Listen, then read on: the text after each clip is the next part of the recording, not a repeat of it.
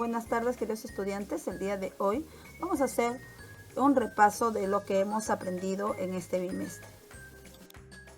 Vamos a hablar acerca del movimiento o cambio de posición de los objetos. La pregunta es, ¿por qué se mueven estos objetos? Una bicicleta, ¿por qué una pelota se mueve? ¿Por qué se mueve un trompo?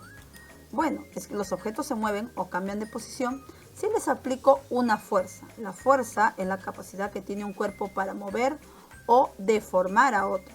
Por ejemplo, al empujar una mesa, al patear una pelota, al cargar una maleta, de repente al pedalear una bicicleta, al hacer girar un trompo. Vamos a ver aquí este mapa conceptual que nos habla de la fuerza.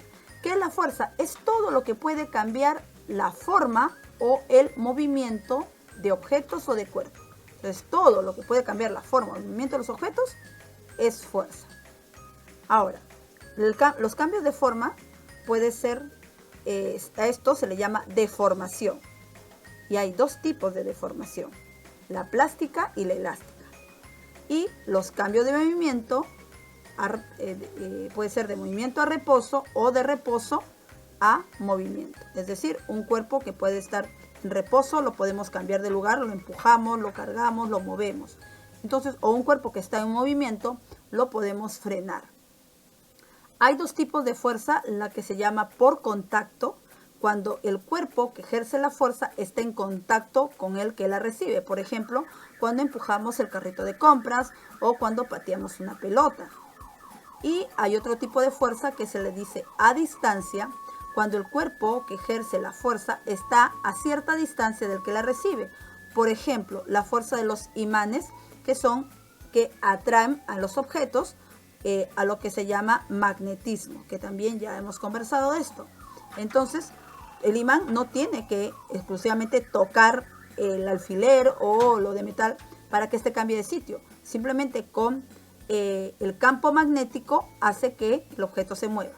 Y la fuerza de gravedad, como vemos acá la imagen de Isaac Newton debajo del árbol, cuando que por la fuerza de gravedad una manzana cae, se dice al lado de Isaac Newton, ¿no?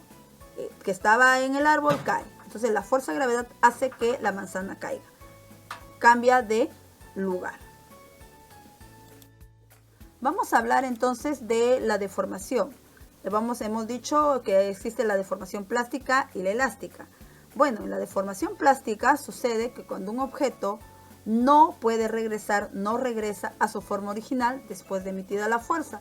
Por ejemplo, dos autos que chocan ya no van a poder regresar a su forma original, excepto que se aplique una nueva fuerza para regresarlos a su forma. O la deformación elástica. Bueno, esta sucede cuando el objeto sí regresa a su forma original después de emitida la fuerza.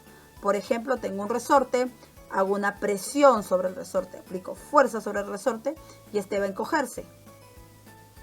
Saco mi mano y el resorte de repente hasta va a saltar y va a regresar a su forma original. Esos son los dos tipos de deformación. Ahora vamos a hablar de otro tema. Vamos a hablar por qué los materiales flotan. ¿Por qué puede flotar o no un material? Bueno, vamos a ver primero acá que todo cuerpo es sumergido en un líquido, recibe una fuerza que lo empuja hacia arriba. Pero si el cuerpo pesa mucho más y la fuerza que se ejerce no es suficiente, pues este se hundirá al fondo del recipiente o en lugar donde este se encuentre. Pero primero voy a contarte un poco acerca del principio de que los cuerpos puedan flotar o no. Este es el principio de Arquímedes, donde afirma que todo cuerpo sumergido en un fluido experimenta un empuje vertical y hacia arriba igual al peso del fluido desalojado. La explicación del principio de Arquímedes consta de dos partes. La primera dice el estudio de las fuerzas sobre una porción de un líquido en equilibrio con el resto del fluido y la sustitución de dicha porción del fluido por el cuerpo sólido de la misma forma y dimensiones. Es decir, Arquímedes se encontraba en ese momento en una bañera que tenía cierta cantidad de agua. Cuando él entra en la bañera, ve que el agua sube y se desborda. Entonces él allí se dio cuenta que al entrar en la bañera, él ocupa lugar que tenía el agua. Por eso es que el agua se desborda. Este es el principio de Arquímedes. Entonces, él experimentando se da cuenta que hay cuerpos que no tienen la fuerza para desplazar la cantidad de agua. Y hay otros cuerpos que sí. Entonces, este es el principio que nos hace entender por qué hay cuerpos que flotan y hay cuerpos que no flotan. Es esa fuerza que los empuja hacia arriba y en forma vertical. Bueno, hay dos factores. Acá hay dos factores que van a permitir que algunos materiales floten y hay otros pues que no flotan. Bueno, vemos el primero es que el material tenga menos densidad que el agua. Por ejemplo, el corcho, el aceite también, que tienen menos densidad del agua. Porque ya sabemos nosotros que la densidad del agua es de 1 gramo por centímetro cúbico y la densidad del corcho es de 0,7 gramos por centímetro cúbico, es decir, menos de 1 gramo por centímetro cúbico. Es igual en el aceite. Hay aceites que tienen igual 0,7 gramos por centímetro cúbico y hay aceites que alcanzan el 0,9 gramos por centímetro cúbico. Aún así, son menos densos que el agua. Por lo tanto, al ser menos densos, estos cuerpos flotan. También tiene que ver la forma del material. Por ejemplo, los barcos. Nosotros vemos que hay barcos que son inmensos, ¿no? Hay barcos que son barcos o botes que son de madera y uno tiene por lógica, ya la madera es menos densa que el agua y va a flotar. Pero aquellos que son hechos de metal, bueno, entonces, si son de metal, ¿por qué flotan? Esto es pues algo que siempre de repente nos preguntamos. Bueno, te lo explico. Aunque los barcos flotan porque son menos densos que el agua, ¿cómo es esto? Bueno, si bien es cierto que la inmensa mayoría de los barcos son de metal, los cuales pues el metal se hunde con facilidad y estos ocupan un gran volumen.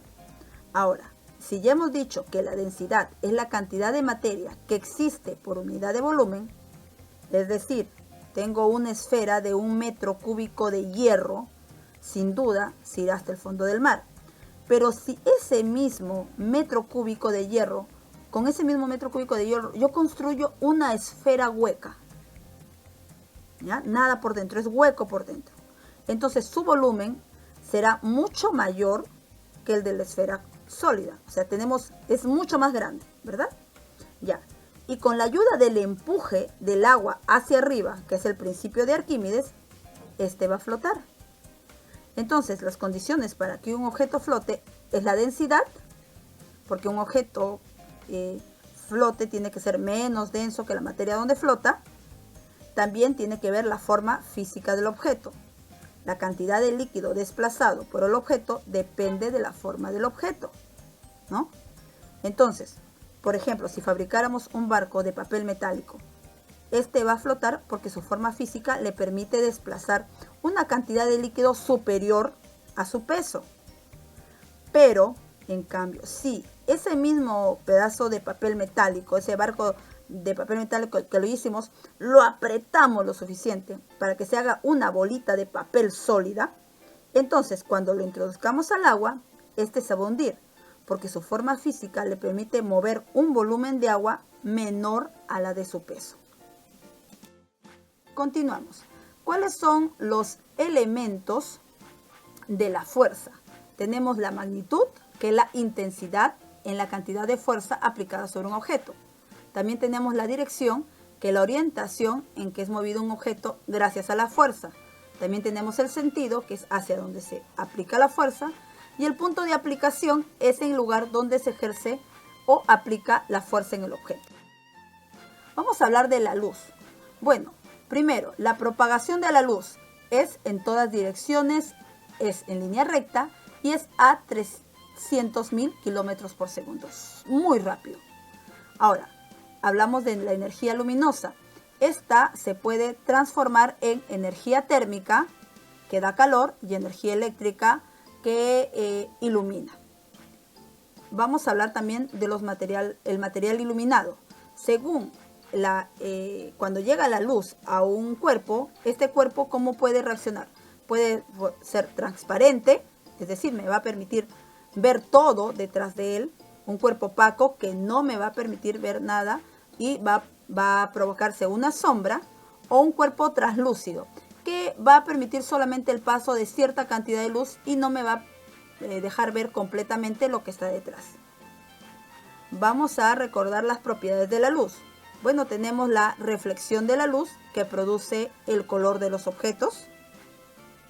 Tenemos la refracción de la luz, que produce la distorsión de las imágenes, es decir, para que podamos ver lo que está a nuestro alrededor. Y la dispersión, que es lo que forma el arco iris, los colores que nosotros vemos en la naturaleza. Vamos a completar este cuadro. Nos dice: la luz es una forma de energía emitida por fuentes luminosas, que pueden ser naturales o artificiales. Ante ella, los cuerpos son, ya hemos dicho, pueden ser transparentes, que nos dejan ver todo lo que está detrás de él; translúcidos, que vemos a medias, no deja pasar toda la luz; o los opacos, que son los que producen sombra.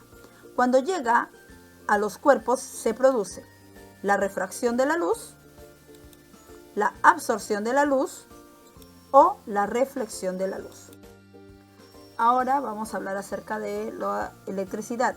Vemos un átomo que está compuesto por un núcleo que tiene una carga positiva en los protones, y los neutrones, que no tienen carga, que alrededor hay una nube de electrones que son de carga negativa. La corriente eléctrica es el flujo del desplazamiento de los electrones sobre un cuerpo conductor. Como vemos en esta imagen, está yendo la energía de un lado a otro. Esto es un generador eléctrico que proporciona la fuerza electromotriz necesaria para mantener en movimiento los electrones en un circuito eléctrico. ¿Qué es un circuito eléctrico? Pues es el camino a través de los cuales se desplazan los electrones, donde hay un generador, que puede ser una pila, por ejemplo. Hay un interruptor que permite la entrada o cierra la entrada de la energía, y pues vienen a ser los focos, ¿no?, donde vamos a poder ver esta energía. Muchas gracias, queridos estudiantes. No te olvides, por favor, darle like al video y dejar en los comentarios tu nombre y apellido.